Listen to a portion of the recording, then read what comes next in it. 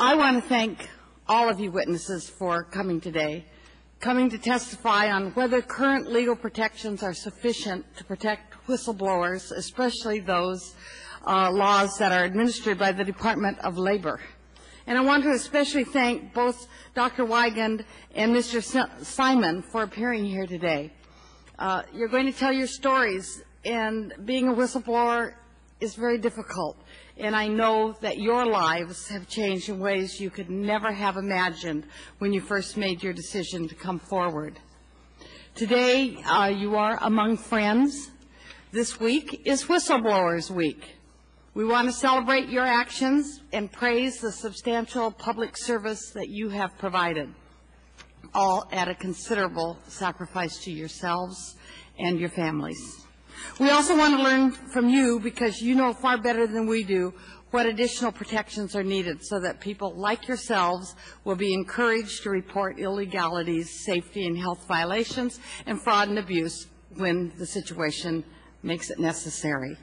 The idea for this hearing was generated by a full committee hearing held on the Sago mine disaster on March 28, 2007, just a couple months ago. At that hearing, we heard testimony about the blacklisting faced by miners who speak up about safety and health risks in the mines. This is true, even though they should be protected by MSHA, and they find that their very jobs are threatened if they come forward. But as our witnesses today will illustrate, miners are not alone in having to deal with such problems.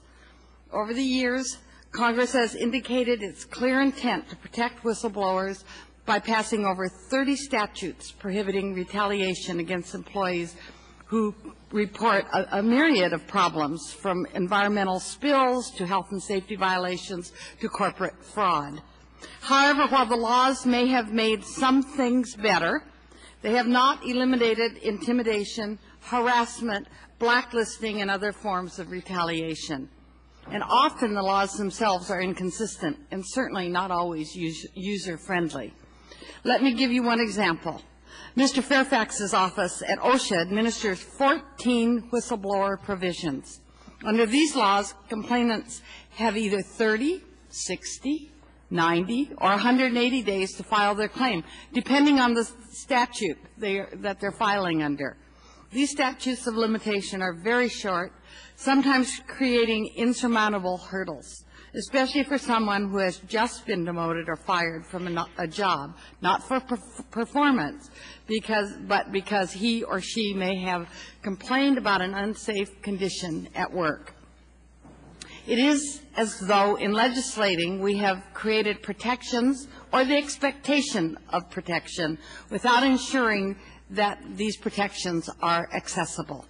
Today we will explore the issues and at least begin to answer some important questions. Do we need to expand the laws to cover employees currently not covered?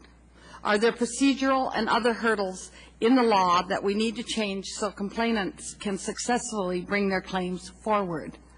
And do we need to look more closely at how these laws are being administered, including OSHA's Department of Enforcement? What is the need for resources in order to process whistleblower claims in a timely manner? I'm looking forward to all of your testimony